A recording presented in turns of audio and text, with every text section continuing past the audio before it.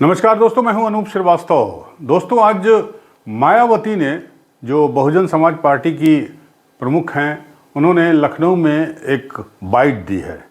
और वो बाइट दी है उन्होंने विपक्षी गठबंधन के बारे में, साथ ही साथ लोकसभा में जो सांसदों का निलंबन हुआ है उसके बारे में, बीजेपी के बारे में, कांग्रेस के बारे में और साथ ही साथ समाजवादी पार्टी के बारे में।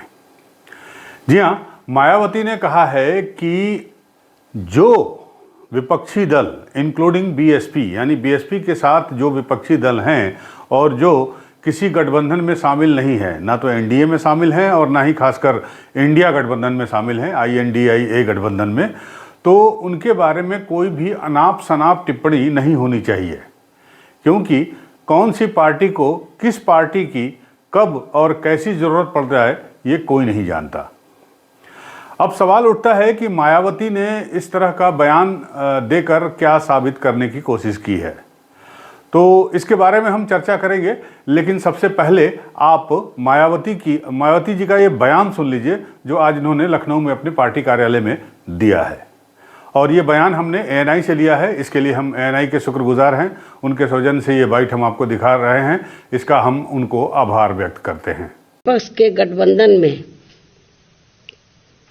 बीएसपी सहित अन्य जो भी पार्टियां शामिल नहीं हैं, बीएसपी सहित अन्य जो भी विपक्षी पार्टियां शामिल नहीं हैं, तो उनके बारे में किसी को भी बेफजूल कोई भी टीका टिप्पणी करना उचित नहीं है तथा इससे इनको बचना चाहिए। मेरी इनको यही सलाह भी है, क्योंकि भविष्य में देश व जनहित में कब किसको किसी की भी जरूरत पड़ जाए ये कुछ भी कहा नहीं जा सकता है। अर्थात फिर ऐसे लोगों को व पार्टियों को भी काफी शर्मिंदगी उठानी पड़े, ये ठीक नहीं है। और इस मामले में खासकर समाजवादी पार्टी इस बात का जीता जागता उदाहरण भी है। इसके अलावा यहाँ मैं ये भी कहना चाहूंगी कि हमारी पार्टी पूर्ण रूप से धर्मनिरपेक्ष पार्टी है और यहाँ अपने देश में विभिन्न धर्मों को मानने वाले लोग रहते हैं तथा उनके अपने अलग अलग से आस्था के अनेकों स्थल बने हैं, जिन सभी का हमारी पार्टी हमेशा सम्मान करती रही है और आगे भी करती रहेगी। इसी क्रम में यूपी के अयोध्या में नवनिर्मित राम मंदिर का जो अगले महीने उद्घाटन होने के लिए जा रहा है, तो उसका हमारी पार्टी को कोई भी ऐतराज नहीं है।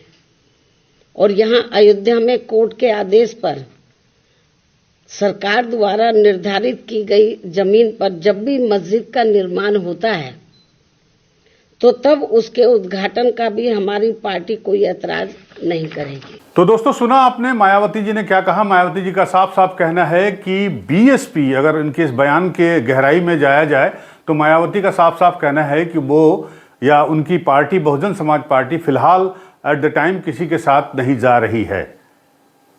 इसके पहले मायावती के भतीजे आकाश आनंद ने X पर एक पोस्ट किया था और वो पोस्ट भी आप देख सकते हैं हमारे स्क्रीन पर। तो उसमें भी उन्होंने साफ साफ लिखा था कि बीएसपी, एक लाइन बीच में लिखी हुई है कि बीएसपी ना तो कांग्रेस के साथ है और ना ही बीजेपी के साथ है। जिस तरह बीजेपी ने कांग्रेस का डर दिखा के सत्ता हासिल की और ठीक उसी तरह कभी कांग्रेस जो है, या उसी तरह कांग्रेस आज की तारीख में बीजेपी का डर दिखा के लोगों में नफरत पैदा करके इंडिया गठबंधन के बारे में उन्होंने कहा है कि इंडिया गठबंधन जो है वो नफरत पैदा करके जो है सत्ता सुख हासिल करना चाहती है और बीएसपी इसके साथ नहीं है। तो इसका मतलब ये निकाला जा रहा है कि मायावती की बात हो या उनके भतीजे आकाश आनंद की बात हो, जो अब पार्टी के उत्तराधिकारी हैं, मायावती के उत्तराधिकारी हैं पार्टी में, बहुजन समाज पार्टी में, कि फिलहाल वो किसी के साथ नहीं जा रहे हैं। लेकिन यहाँ एक बात गौर करने की और ज़रूरत है कि अपने इस बयान में मायावती ने जो 147 सांसदों का जो निलंबन हुआ है उसके बारे में उन्होंने बात तो की है, लेकिन उन्होंने उसको दुर्भाग्यपूर्ण बताया है। उन्होंने इसके लिए दोनों को दोषी ठहराया है, पक्ष को भी दोषी ठहराया है, विपक्ष को भी दोषी ठहराया है, और साथ ही साथ उन्होंने जगदीप धनखड़ की जो मिमिक्री की गई उसको भी अशोभनीय करार दिया है। तो कुल मिलाकर मायावती के आज के बयान से बहुत से लोग ये भी कयास लगा रहे हैं कि मायावती के बारे में जो कहा जाता है कि वो बीजेपी को अप्रत्यक्ष रूप से समर्थन दे रही हैं, तो वो कुछ कुछ उसी की वानगी दिखाई दे रही है उनके इस बयान में। इसमें ना तो उन्होंने बीजेपी की आलोचना की है और न ही विपक्ष की प्रशंसा की है,